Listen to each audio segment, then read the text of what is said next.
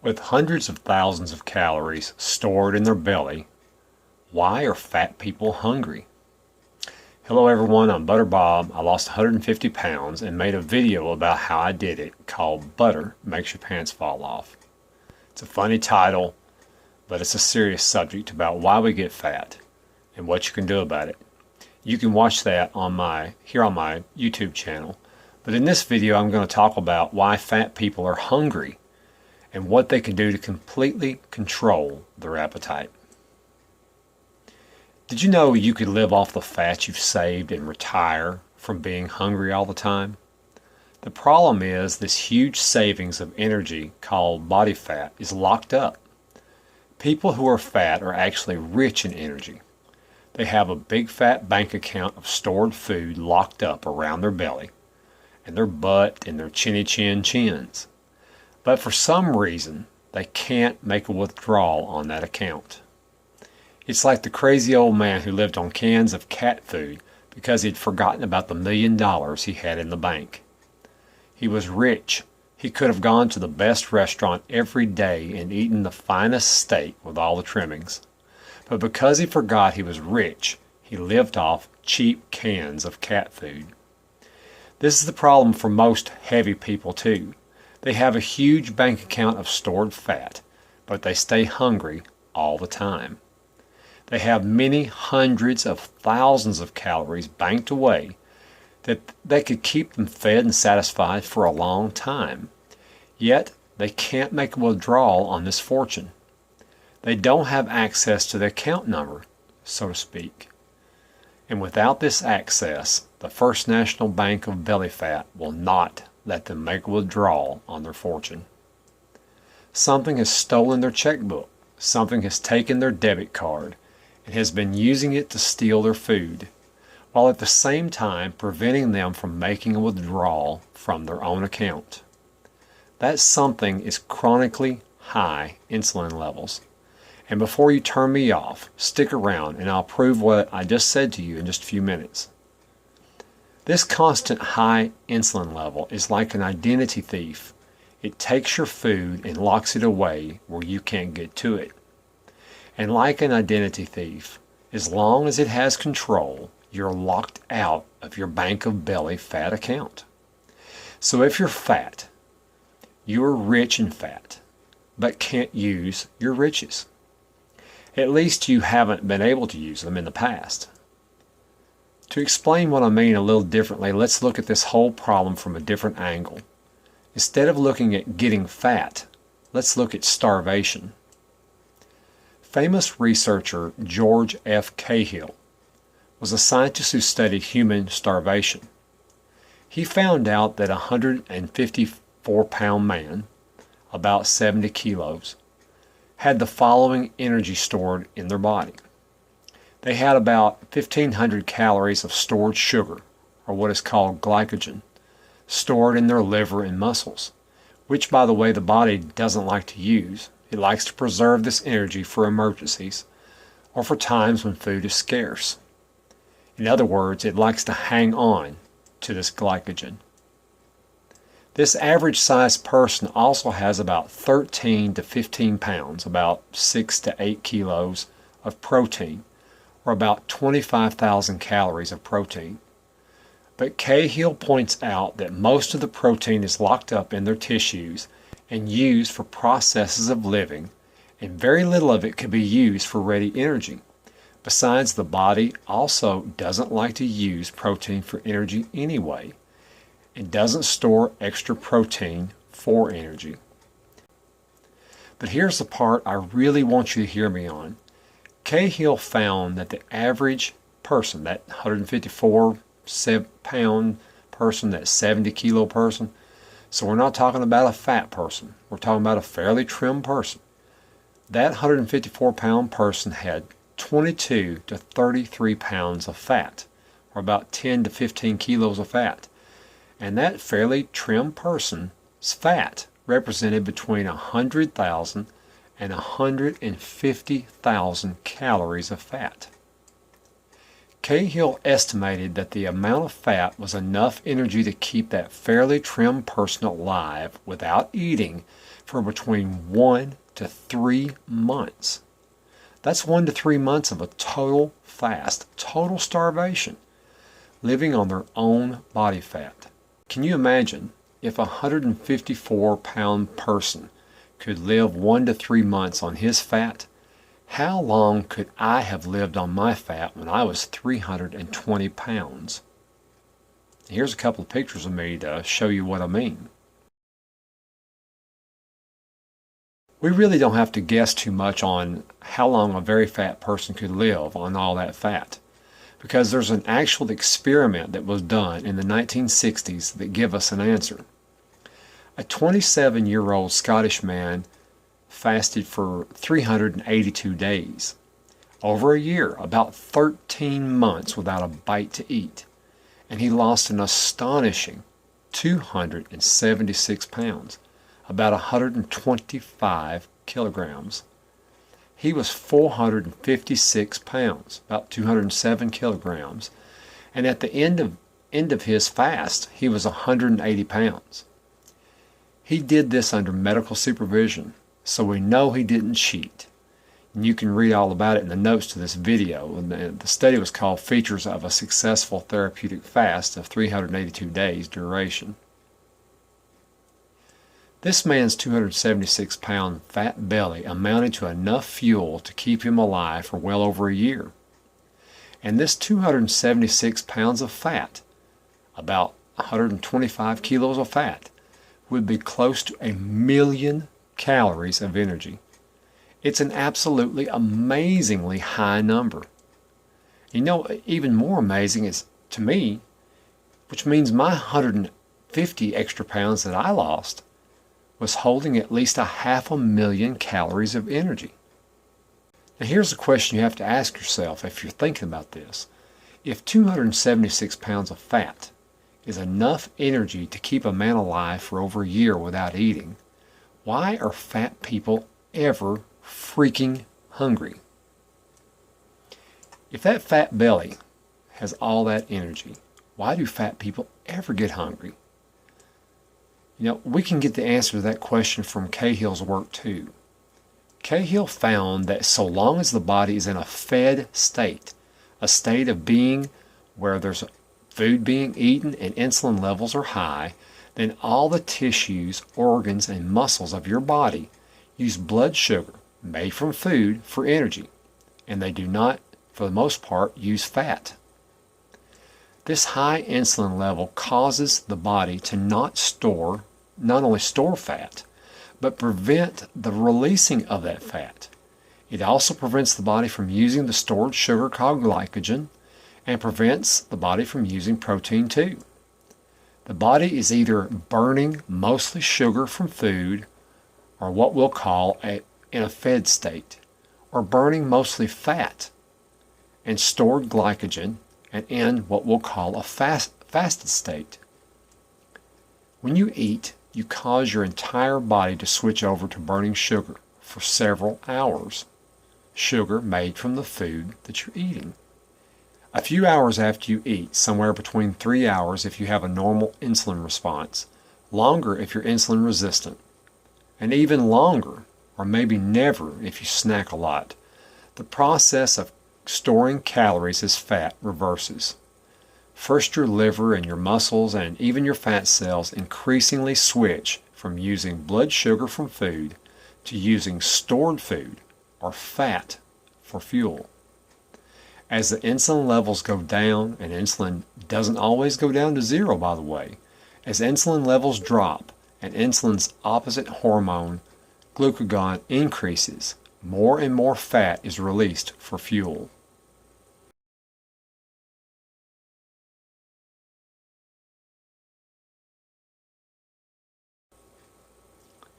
By 8 to 10 hours after eating, half the energy your muscles are using is coming from fat instead of blood sugar.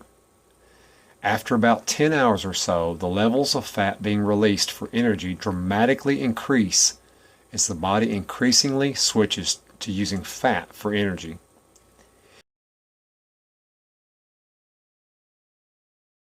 If you only have a very limited sugar supplies, about enough in your bloodstream to fuel the body for about 1 hour according to Cahill, and if the body likes to hold onto sugar stored as glycogen for an emergency, and if the body doesn't store extra protein for a rainy day, and all these things are true, by the way, but keeps most of it locked up in tissues, then the only real source of fuel your body has without eating is body fat.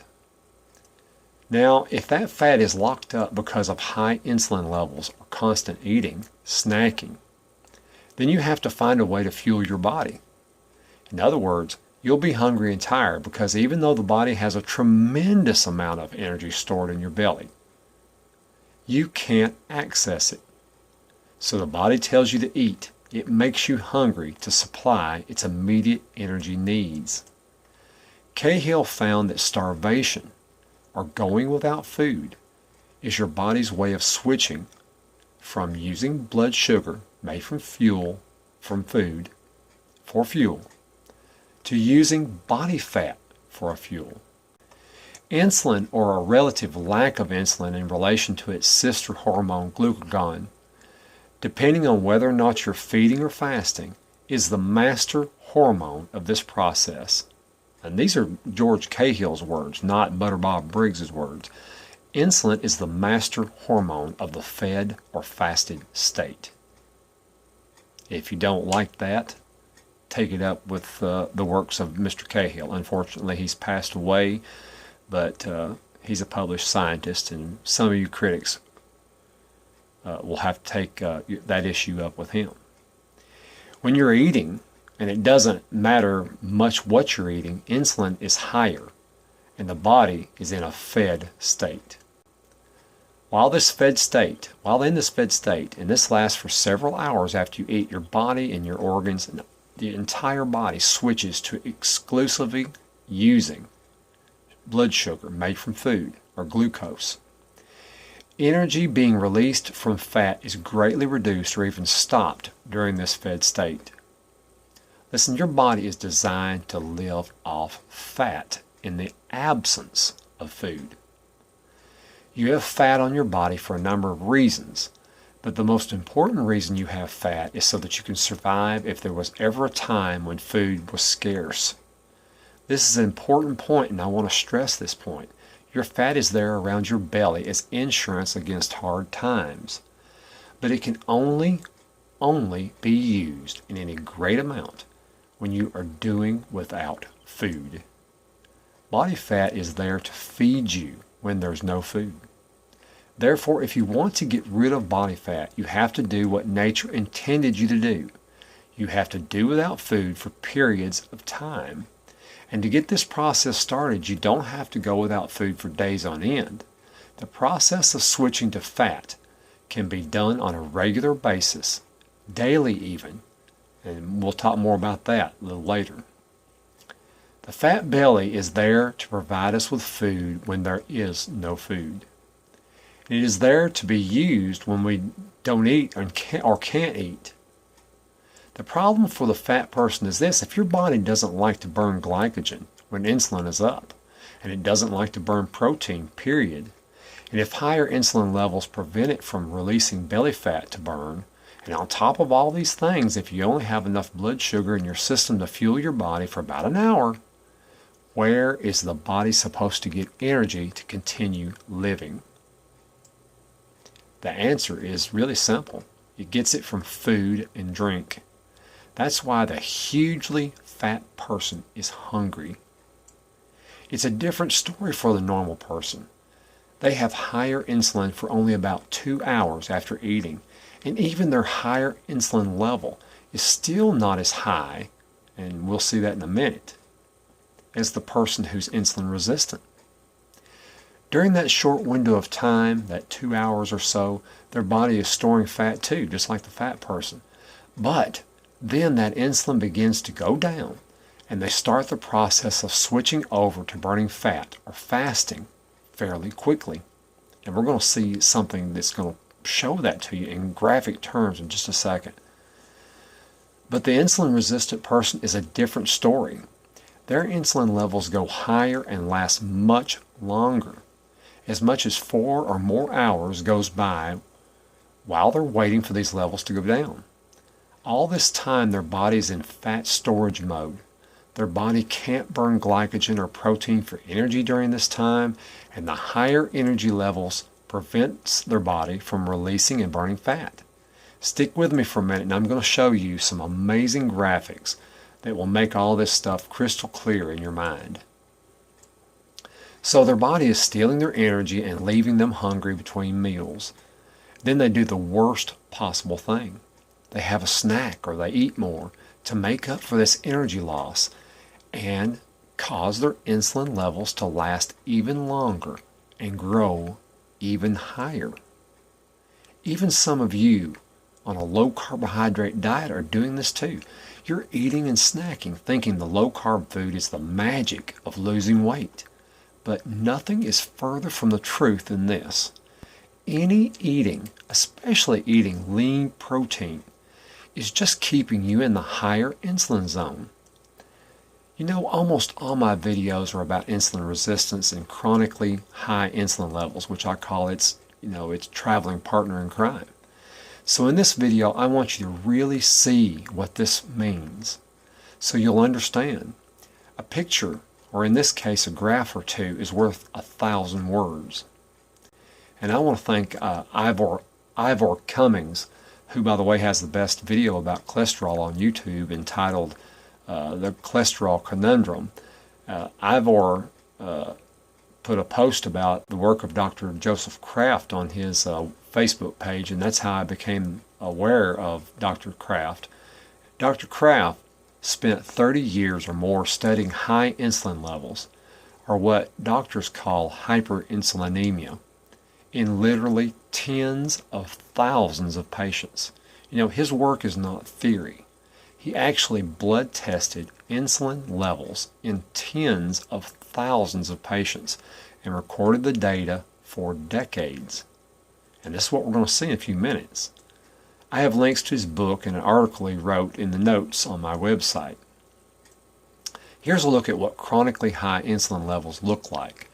I like the term high insulin level better than insulin resistance because high insulin actually tells you more about your situation than the term insulin resistance. Doctors use these terms interchangeably.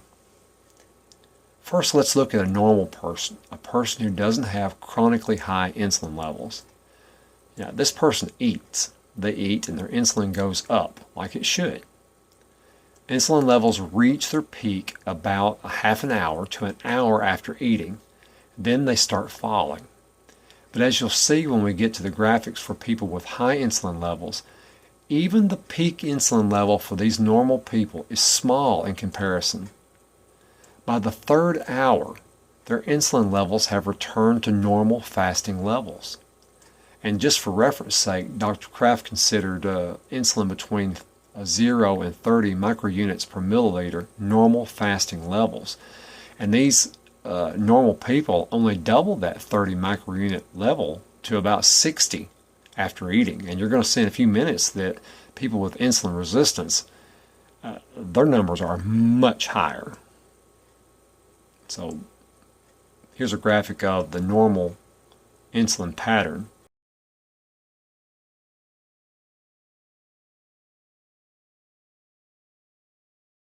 You'll see it starts with a fasting level about 8, goes up to about 59, 60, and then it starts dropping down. By 2 hours, they're back down at the top level of fasting, and by 3 hours, they're back in the fasting level.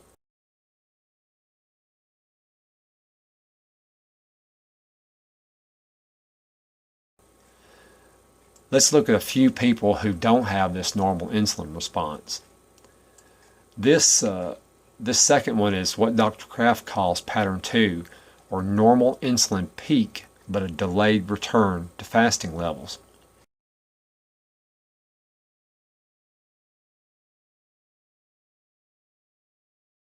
Insulin levels go higher in these people, a third higher the first half hour, and double the rate by the first hour after eating. But then they're still almost triple the rate of the normal person the second hour and don't return to normal until about the fourth hour after eating.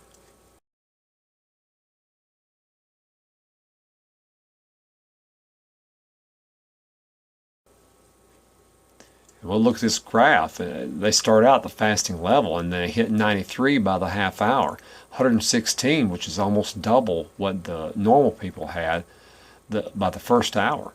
The second hour, they're still 20 points higher than the normal person was during their peak at the second hour. Right? And by the third hour, they're still not down into the fasting zone.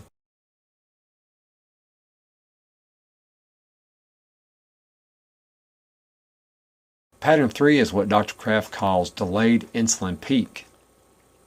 And this is bad for people who snack after eating, by the way. Insulin levels are higher than normal throughout the hours after eating, but the highest insulin response comes at the second or even the third hour after eating. Normal people would already have their insulin levels back down into the fasting zone by then, but the people with this pattern 3 still have very high insulin levels in the second and third hour after eating, and don't return to normal fasting levels until after the fourth or even fifth hour after eating. And remember, this is Dr. Kraft studying people in a controlled setting. His patients would not have been able to grab a snack or a soft drink during those hours after the test begun. So if you had this pattern 3 and have a snack, even a high protein, low carbohydrate snack, you're just keeping your insulin levels up even longer, maybe even up for most of the day.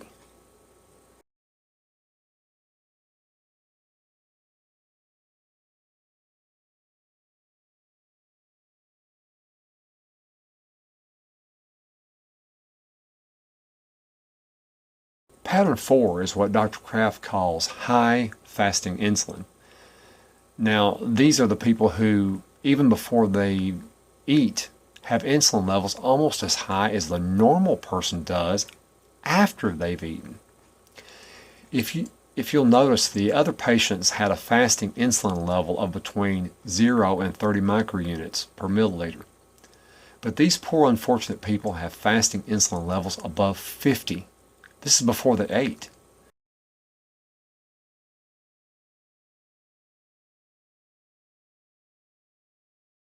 Just to put these people in perspective, normal people, after they eat, their insulin level goes to a peak of about 60.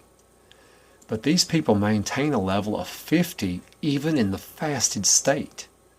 I would guess these people would be people who would find it almost impossible to lose weight without finding a way to reduce that fasting level. Worse than that, when they eat, their levels stay up triple the normal level of insulin for 4 hours and never completely go to normal fasting levels even after 5 hours after eating.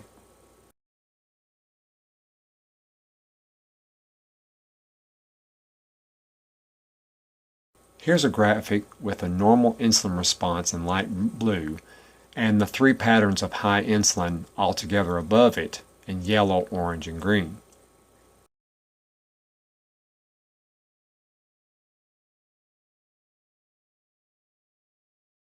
The most interesting thing to remember from Dr. Kraft's graphics is this. 2 people sit down to eat a meal. One might have a normal insulin response to that meal that will leave them back to normal fasting levels in 3 hours. And they won't get a very high insulin level even after they eat. The other one might have higher insulin levels before they even start eating. And after they eat, their insulin numbers might be as high as 3 times the amount as their normal eating partner. And they might not be back at normal fasting levels for 5 hours or more. Some of them, because they remain hungry even after eating, because of this high insulin response, will snack. These people will almost never be at normal fasting insulin levels. One important note, Dr. Kraft tested the low carbohydrate diet and found that it can change these abnormally high insulin patterns to a normal insulin pattern within a year's time. I'll link to his study in my notes. So from scientist George Cahill's many works, we learned that the body only releases fat when we don't eat and insulin is low. Otherwise, the body remains in a fed state and uses blood sugar made from food as its energy source. From Dr. Kraft's work, we learned that some people release a lot more insulin than normal, and this insulin lasts much longer than normal. Cahill tells us that this high insulin causes them to not be able to use their stored glycogen, or stored sugar. It keeps them from burning protein, which the body doesn't like to burn anyway, and most importantly of all, keeps them from burning their body fat for fuel for hours and hours, leaving them with about an hour's worth of sugar that they have in their blood at a time. In other words, leaving them hungry for energy and looking for something to eat to supply that energy. So they eat a snack and make this whole rotten, vicious cycle last even longer. Because if you eat, you raise insulin levels all over again. And now what can you do about this? Fat, your body fat, is there around your middle because your body thinks it's in a fed state all the time. And if your insulin pattern is like these we've looked at, you probably are in that fed state most of the hours of the day, every day. There's only one way. There's only one way of getting this fat off. If the body believes that fat needs to be stored and held on to because there's plenty of food, and it believes this if insulin remains high, then it is waiting for something. What is it waiting for? It's waiting for the signal that food is not available. That's what it's waiting for. What is that signal?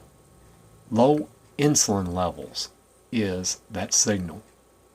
As soon as you give it that signal that food is not available, it will start releasing the fat. It just will. The work of George Cahill has shown us that. That's why so many different diets work. Any diet that restricts your calories, makes your calories really low, therefore lowering your insulin levels is going to send that signal because it lowers your insulin level, and this sends the signal to release the fat.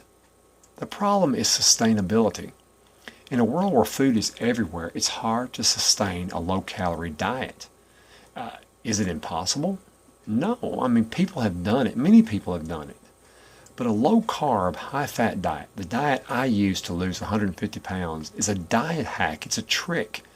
It's an imitation of fasting, an imitation of starvation. Starvation itself is a situation where circulating fat is high and insulin is low. And a low-carb, high-fat diet is also a situation where circulating fat is high and insulin is lower. So what's the trick? We are restricting carbs and we're keeping our protein fairly low. Not low enough to make us sick and destroy our muscles, but low because protein has an effect on insulin that is about half that of carbs. That's right. When you eat protein, especially some low-fat, lean protein, you are actually raising your insulin about half as much as eating carbohydrates. We feed our body fat for a reason. Firstly, so we can have something to eat, which makes this diet sustainable. You know, trying to go without food long enough to make a difference is extremely hard to do, but this way of eating allows you to eat.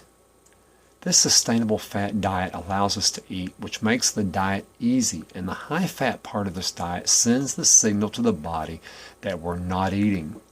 You see, it's a trick because if the body has a lot of fat circulating around inside, fat from the diet, the body thinks it's in starvation mode already.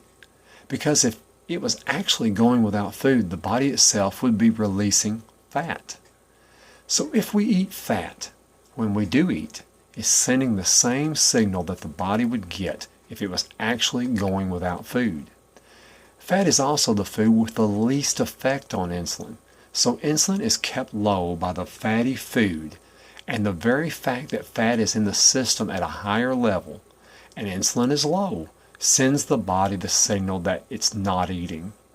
You see, to the body it's all the same. If you're actually starving, insulin is low and the body is releasing fat from your belly. So the levels of circulating fat are higher. Eating a low-carb, high-fat meal, in essence, tricks the body into believing that food is scarce because insulin is low and there's fat in the system. So this low-carb, high-fat diet trick makes this diet sustainable because we can eat during eating times. And here's a trick. You need to find a way not to eat. And this is the way. This is the way not to eat, because when we eat a high-fat diet and a low-carb diet and a very moderate protein diet, it kills our appetite. By the way, even George Cahill tells us in his work that you only need about 15% of your calories as protein. These people telling you that if you eat fat, it will prevent you from losing body fat are just plain wrong. Fat controls appetite because it controls insulin. But protein has half the effect on insulin as carbs. And therefore, if the appetite is controlled by the relatively small amount of fat we're eating, calorie-wise, then we can go long periods without food, because our body will make up the difference by releasing our stored fat from our belly. Look, when I say eat a high-fat diet, I'm not talking about eating a high-calorie diet. I'm not talking about eating sticks of butter. I'm talking about eating a high percentage of the lower-calorie diet that you will be eating as fat. A high-fat percentage meal or two, not a high-calorie diet. And you don't have to worry about your calories that much. Just eat a low-carb, high-fat diet.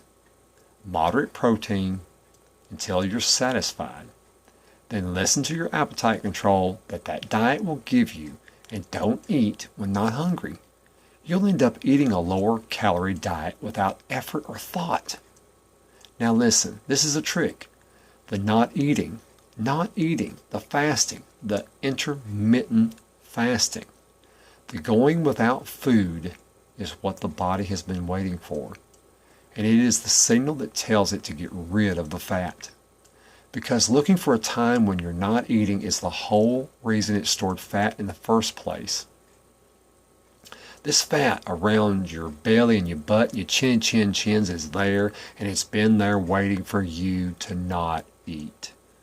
And this diet makes it simple to not eat.